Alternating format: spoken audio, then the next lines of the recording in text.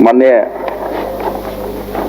सदस्य का जो प्रश्न है महोदय, बड़ा ही स्पष्ट और बड़ा गंभीर विषय का प्रश्न है महोदय, और सरकार उत्तर बड़ा स्पष्ट दिए हैं हम लोग कि जो रांची अंतर्गत लोहरदगा, इन्होंने कहा है कि महोदय रांची और लोहरदगा, तो लोहरदगा का कोई मामला नहीं है महोदय, केवल रांची का मामला है।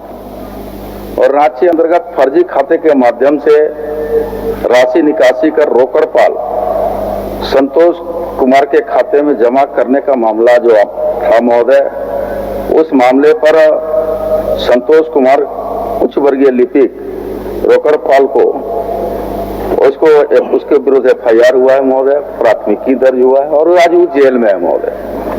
तीसरा खंड 3 का जो इनका है कि प्रभात कुमार सिंह तत्कालीन कार्यपालक अभियंता, चंद्रशेखर कार्यपालक अभियंता, राधे श्याम रवि तत्कालीन कार्यपालक अभियंता, संजय कुमार निम्न वर्गीय लिपिक, इन चारों पर विभागीय कार्रवाई प्रारंभ हो चुकी है महोदय।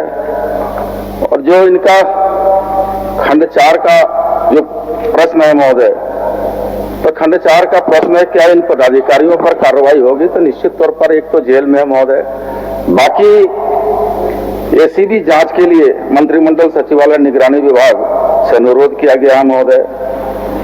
562/2023 संतोष कुमार के ऊपर जो FIR है वो कांड संख्या दर्ज है महोदय।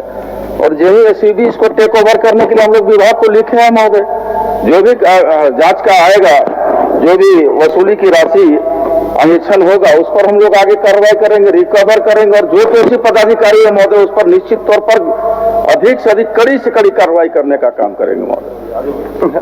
अध्यक्ष महोदय, मैंने जो प्रश्न रखा उस पर तो कुछ बोले नहीं, ये तो सारी चीज लिखी हुई है। मैंने तो कहा कि भाई कार्यपालक अभियंता पर FIR क्यों नहीं?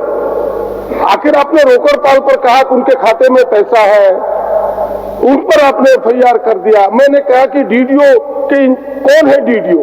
वैन पदाधिकारी, निकासी पदाधिकारी कौन होते हैं? वो एग्जीक्यूटिव इंजीनियर होता है, तो उन पर FIR क्यों नहीं? क्या जो विपत्र ट्रेजरी में जमा होता है उनके हस्ताक्षर होते हैं कि नहीं रोकड़पाल के साथ?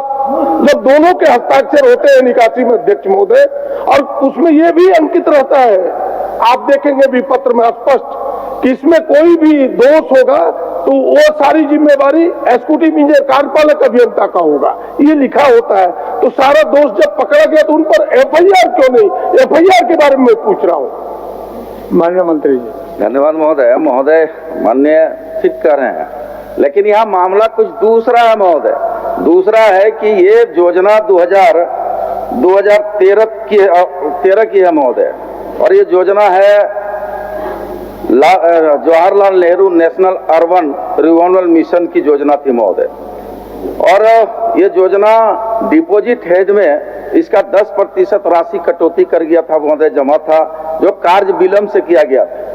तो ये ट्रेजरी में जमा था पैसा महोदय 10%, कुल योजना की राशि की 10% जो टाइम से नहीं पूरा किया गया तो ट्रेजरी में जमा था महोदय। इसमें कार्यपालक अभियंता का दोष पीछे आता है, फर्जी हस्ताक्षर करके महोदय संतोष कुमार जो उच्च वर्गीय लिपिक है वो अपने खाते में पैसा जमा कर लिया था महोदय, जो जब डिपॉजिट हेड का पैसा उसका कटा, टाइम एक्सटेंशन में टाइम में पूरा नहीं किया तो 10% जो राशि कटा वो ट्रेजरी में जमा था महोदय। जब योजना पूरा सरकार टाइम एक्सटेंशन दी, टाइम एक्सटेंशन देने के बाद जब कार्य शुरू हुआ तो वो ट्रेजरी में जो पैसा था महोदय उसको देना था, लेकिन उस पैसा को संतोष कुमार लिपिक के द्वारा न दे करके ये योजना मद का पैसा उनको दे दिया, ट्रेजरी का पैसा पड़ा रह गया महोदय। इसलिए DDA का मामला नहीं महोदय, ये 100% संतोष कुमार के द्वारा ये कार्य किया गया है और संतोष कुमार पर जवाबदेही तय किया है, और संतोष कुमार के द्वारा फर्जी हस्ताक्षर करके उस पैसा का निकासी किया गया था महोदय।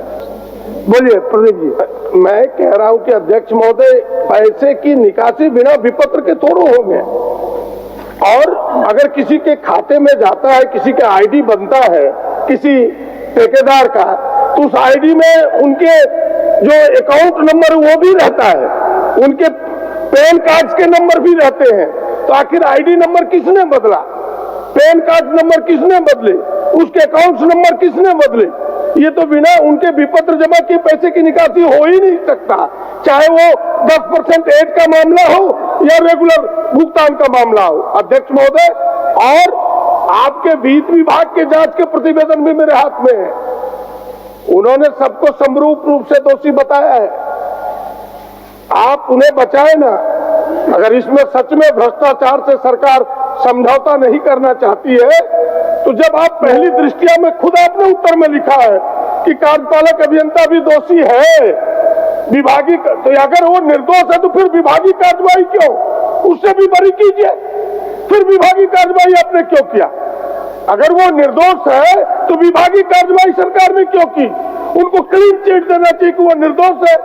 आज सरकार खुद मानती है कि वो दोषी है, तो उस पर एफआईआर हो, ये मेरी पहली मांग है कि एफआईआर सरकार करे, और नहीं करेगी तो क्यों न करे, अगर आपने दोषी माना है तो।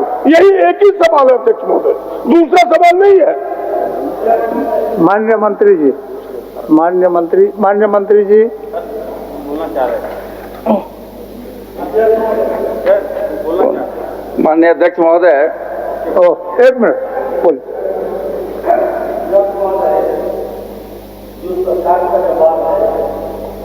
इससे बहुत साफ ऐसा लगता है कि कार्यपालक अभियंता को बचाने की इसमें साजिश चल रही है। नहीं तो एक ही बात हम कहना चाहते हैं, जब दोषी करार कर दिया गया तो उस पर एफआईआर क्यों नहीं हुआ, और सिर्फ संतोष कुमार पर ही एफआईआर क्यों हुआ? हम जानना चाहते हैं कि एक शूटिंग इंजीनियर को बचाने का ये साजिश क्यों हो रहा है, जब सरकार का बहुत साफ साफ जवाब है यहाँ। माननीय मंत्री जी महोदय, एक मिनट आप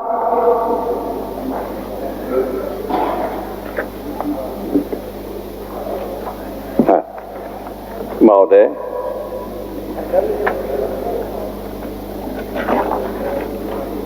ये मामला बहुत संगीन है और मैं सरकार से अपील करूंगा, मंत्री जी से अपील करूंगा कि किसी को बचाने की कोशिश ना हो सरकार की तरफ से।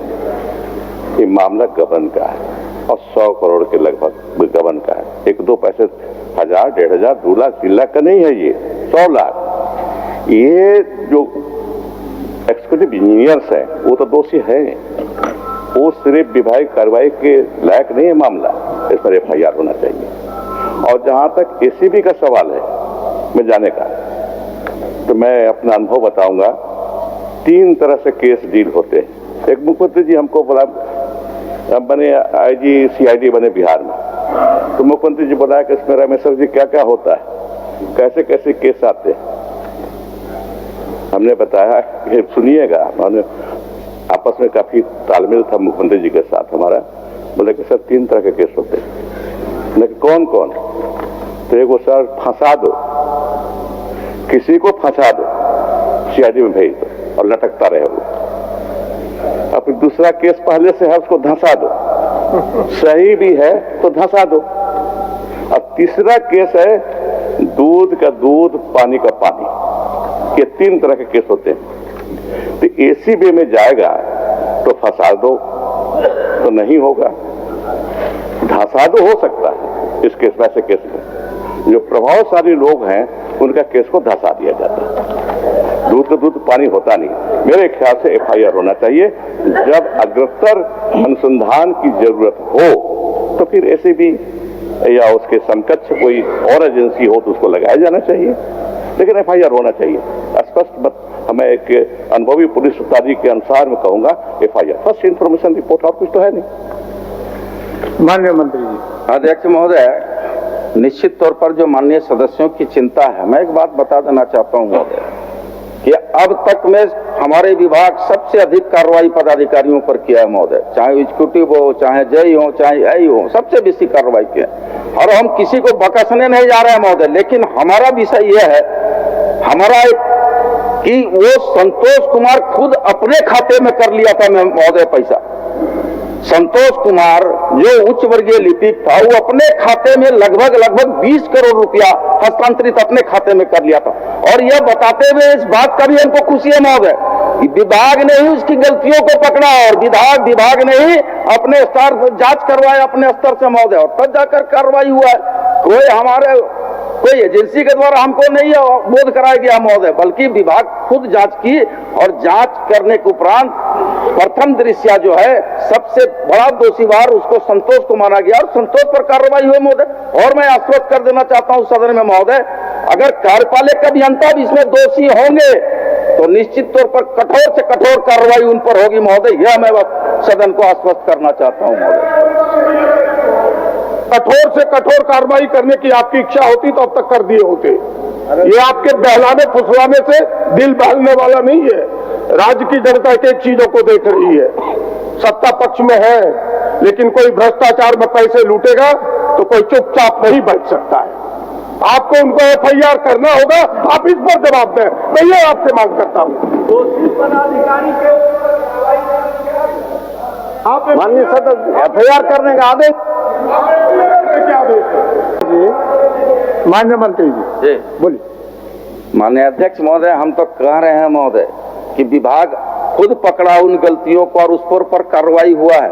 अगर वरीय पदाधिकारी भी इसमें संलिप्त हैं तो निश्चित तौर पर हम चलता सत्र में उसको जांच करा के चलता सत्र में माननीय अध्यक्ष महोदय के माध्यम से सदन को अवगत कराएंगे। नो अध्यक्ष महोदय, जांच किस विषय का? जब पैसे की निकासी हुई, ट्रेजरी और उन ट्रेजरर के भी जो ट्रेजरी अफसर है उनके इन्वॉल्वमेंट है। एक मिनट अध्यक्ष महोदय, फिर रोकड़पाल के भी इन्वॉल्वमेंट है, कार्यपालक अभियंता के इन्वॉल्वमेंट है। सीधे FIR का आप यहाँ से घोषणा करें, सरकार की इससे बेइज्जती नहीं होगी, सरकार का नाम होगा कि जनप्रतिनिधि होने के नाते आपके संज्ञान मिला है। मेरा कोई नाम होने वाला नहीं है, आपके नाम होंगे कि सरकार की बातों को सुना और FIR इन्होंने करने का आदेश दिया। माननीय सदस्य मतलब इतना सारा माननीय सदस्य जब इस बात को बोल रहा है तो सरकार को तो सर इसमें गंभीर दिखाना चाहिए कि जब निचले तबके के ऊपर हो रहा है और कार्यपालक अभियंता पर क्यों नहीं हो रहा, ये बहुत बड़ा प्रश्न हो रहा है। इसलिए इस पर गंभीरता से सरकार को सोचना चाहिए। और जहाँ तक कठोर से कठोर जवाब सरकार बोल रहा है कि महोदय कठोर से कठोर क्या होता है महोदय? जब हाँ, कठोर से कठोर क्या होता है? जो उसके धारा में आएगा वही ना होगा महोदय, थोड़ी उसको फांसी दिया जाएगा। इसलिए मेरा कहना है महोदय, निश्चित रूप से सरकार को दबाव नहीं हम लोग बना रहे हैं, लेकिन सरकार को ये बताना चाहते हैं कि माननीय सदस्यों का जब राय है तो निश्चित रूप से FIR होना चाहिए। आप सहयोग कर रहे हैं मंत्री जी को सहयोग कर रहे, इसी विषय पर बोलने के लिए खड़े हुए। मान्यवर वरिष्ठ साथियों की भावनाएं आई हैं और सदन निश्चित रूप से वरिष्ठ साथियों की भावनाओं का सम्मान भी करता है, लेकिन एक प्रश्न मेरे मन में था, मैं क्षमा चाहते हुए अपने वरिष्ठ साथियों से ये बात कहना चाहूंगा। नैसर्गिक न्याय का तकाजा यह होता है, नेचुरल जस्टिस का, कि संबंधित पक्ष को अपना पक्ष रखने का अवसर दिया जाना चाहिए।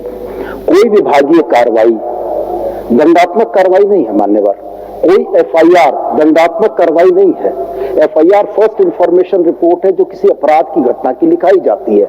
माननीय मंत्री ने जब सदन को यह आश्वस्त किया है कि विभागीय कार्रवाई में संबंधित कार्यपालक अभियंता के पक्ष को समझते हुए यदि वह दोषी प्रतीत होता है तो उसके विरुद्ध विधि सम्मत कार्रवाई की जाएगी। तो मैं आपके माध्यम से वरिष्ठ साथियों से आग्रह करना चाहूंगा, माननीय मंत्री जी, इतना समय सरकार को दिया जाना चाहिए।